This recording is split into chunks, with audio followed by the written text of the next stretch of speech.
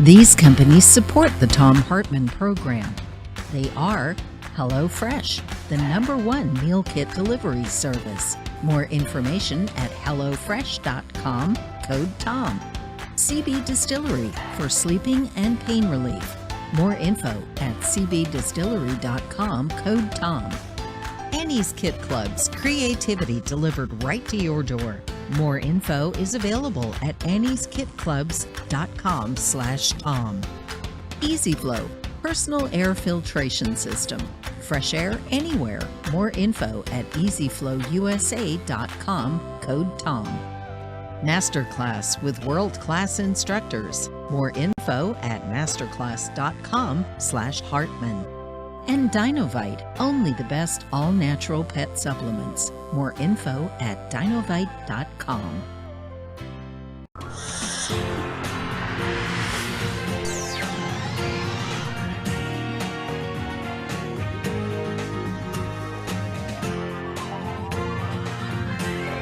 We say fight back!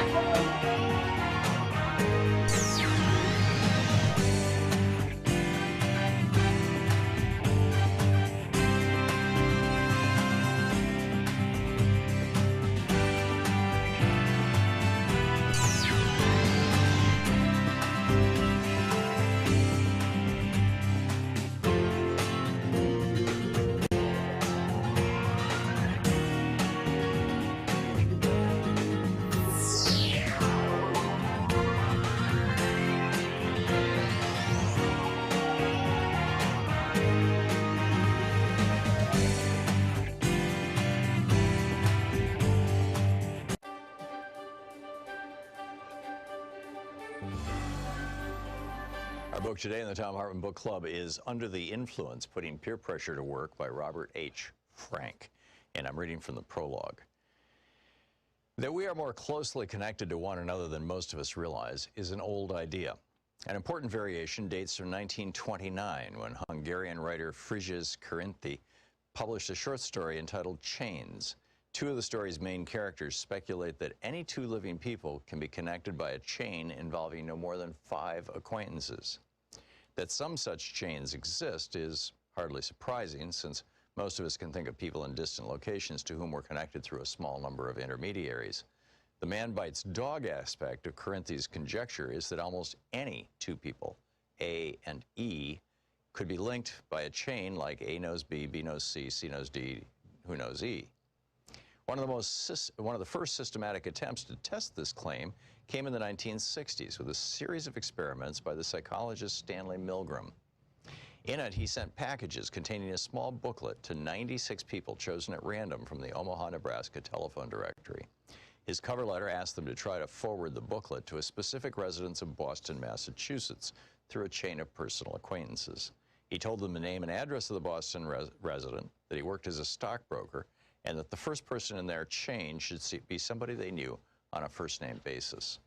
Milgram also advised them to choose someone they believed, presumably based on the target's location and occupation, could be socially closer to the target than they were themselves. Subsequent recipients in the chain were asked to forward the same instructions. Many of the Omaha recipients undoubtedly tossed Milgram's booklet in the trash, so it's remarkable that the Boston target received 18 of the 96 packages. The average number of links in the 18 chains was 5.9. But the now familiar expression 6 degrees of separation would not gain broad currency until many years later, when John Guare's play by that name premiered on Broadway in 1990. The concept became a meme in full when 4 Albright College students introduced 6 Degrees of Kevin Bacon in 1994, a game designed to measure the professional proximity of an actor, living or dead, to the American film star Kevin Bacon. An actor has a Bacon number of 1, for example, if he or she appeared in the same film with Bacon. Someone who appeared in a film with another actor who appeared in a film with Bacon has a Bacon number of 2, and so on. The average Bacon number is 2.95 among actors who have one. In that group, even the actor most distant from Bacon, William Rufus Shafter, has a Bacon number of only 7. Shafter, a Union Army officer during the Civil War, appeared in 2 films in 1898. For academics who study social connectedness, the 6 degrees concept gained little traction until 1998. That's when the sociologist Duncan Watts and the mathematician Steve Straga published their landmark paper, Collective Dynamics of Small World Networks in Nature.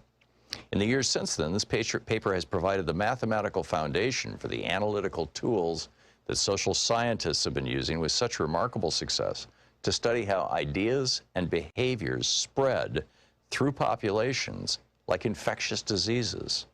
It has already been cited by other scholars more than 38,000 times and is one of the few papers ever published to be among the most widely cited works in multiple disciplines. In his 1976 book, The Selfish Gene, the evolutionary biologist Richard Dawkins coined the term meme, which Webster now defines as an idea, behavior, style, or usage that spreads from person to person within a culture. The meme is to cultural transmission, Dawkins argued, as the gene is to biological transmission.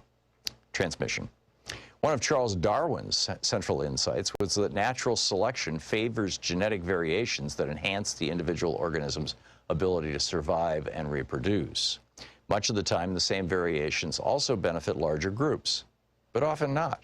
For example, an inclination to cheat when no one's looking might benefit individuals, but widespread cheating almost always makes matters worse for groups. It is the same with memes. The memes that propagate most successfully are often ones that benefit both individuals and groups. But here too, not always. As the legal scholar Jeffrey Stake has argued, ideas should not be treated as inert products, but as living things that sometimes exert some influence over their environment. Some of the ideas are more adept at surviving than others, and the ones that survive will not necessarily be good for humans. It is often hard to evaluate whether a specific behavior even qualifies as a meme, and if so, whether its consequences on balance are positive or negative. Yet sometimes the evidence is clear. We know, for example, that the strongest predictor of whether people will take up smoking is the proportion of their close friends who smoke. Smoking is thus clearly a meme. The negative health consequences of smoking are also conclusively documented, and most smokers themselves express regret over having started. By definition, then, smoking unambiguously qualifies as a socially destructive meme. On the other side of the ledger, we have compelling evidence that the adoption of photovoltaic solar panels is both socially contagious and almost uniformly positive in terms of environmental consequences. Accordingly, few would object to calling the practice a socially beneficial meme. Adam Smith, widely considered the father of This is the Thom Hartmann Program. Well, happy Wednesday. Thom Hartmann here with you. We've got a big program today. We're going to start out with my rant about Tucker Carlson. I think that there's a whole level here that the media is completely missing about his turn the kids in who are wearing masks. I'll get to that in just a minute. Also in the first hour today, the new pro-burger activists are freaking out. Are they just climate deniers and right-wingers who are set on dividing America? They're going after a food magazine that cares about the environment. I'll tell you about that in about 15 minutes. In our second hour, Charles Sauer, the libertarian economist, is going to drop by. I'm going to be asking, why should people who make their living sitting around the pool waiting for their dividend checks to arrive pay a lower tax rate than you and me, people who work for a living?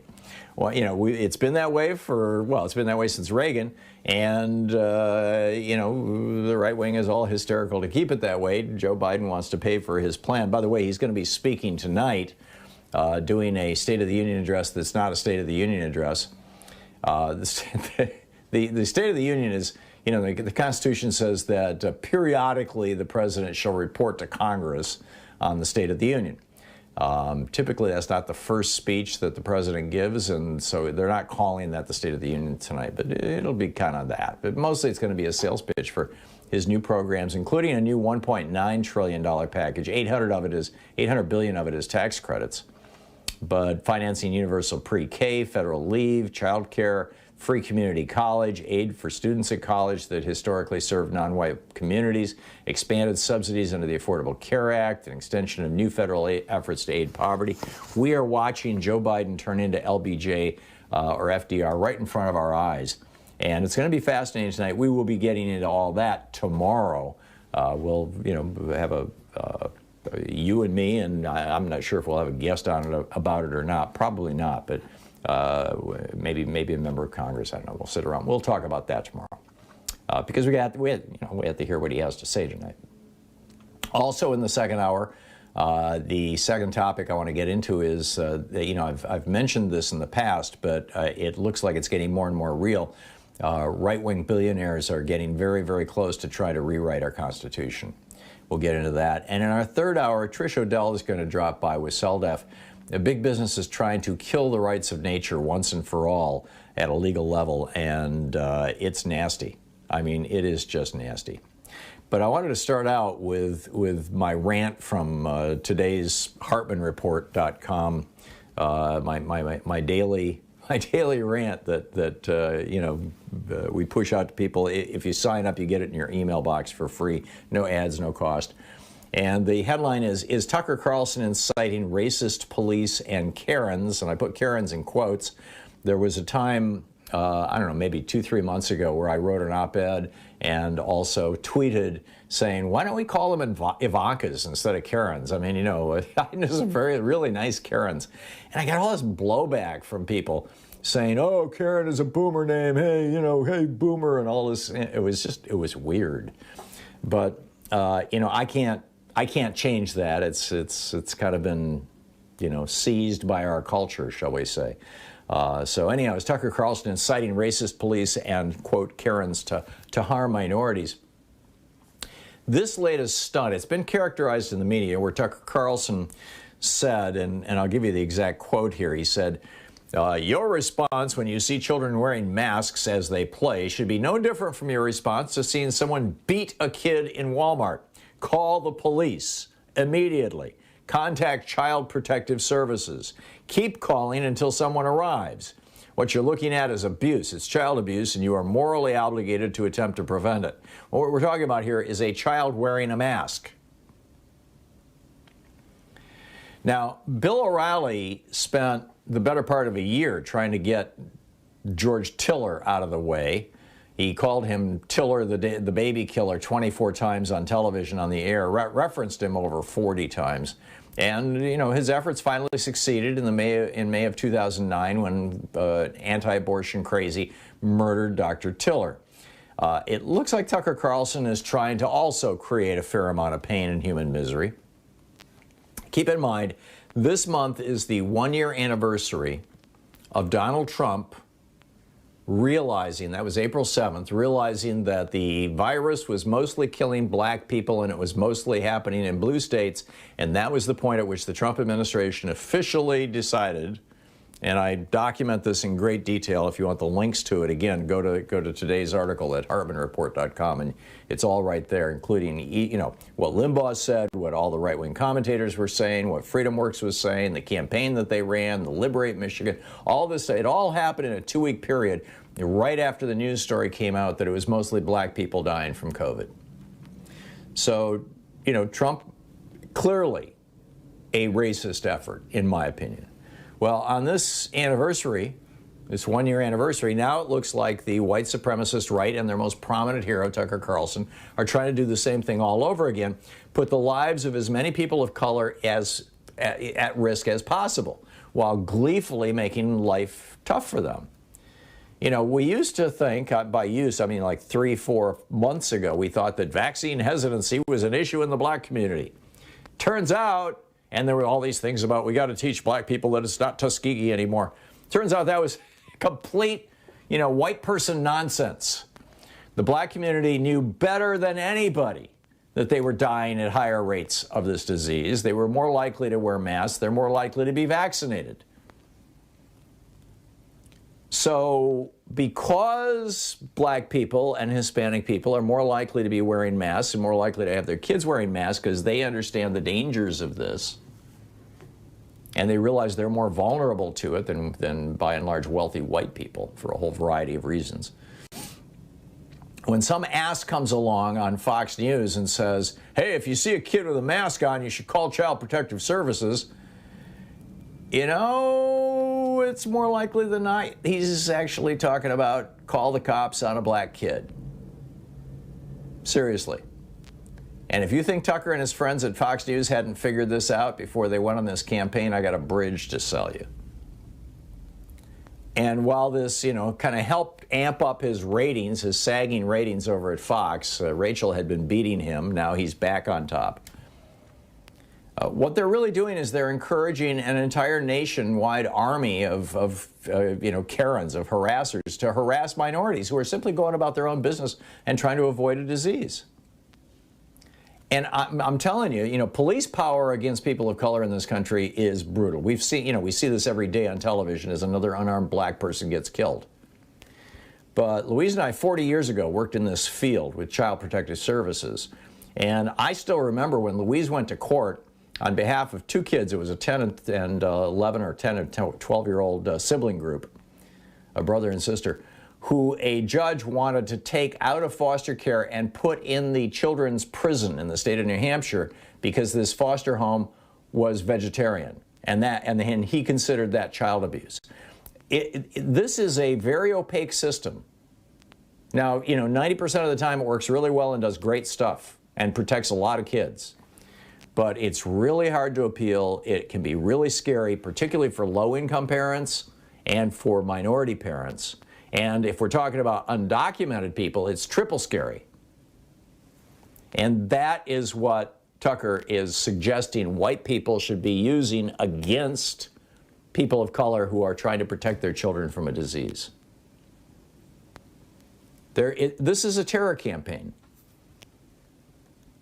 I mean, and not only that, if he can cause enough people of color to be afraid to put masks on their kids or themselves for fear that they're going to be turned into the Child Protective Services, then they won't wear a mask and they're more likely to get sick and maybe die, which means fewer people to replace the white people that Tucker is all upset about being replaced. I mean, this goes beyond the word, this goes beyond reprehensible. This is vicious. This is the Thom Hartmann Program. Or do you think I've gone around the corner on this thing? It sure seems to me like, 2 + 2 = 4 here.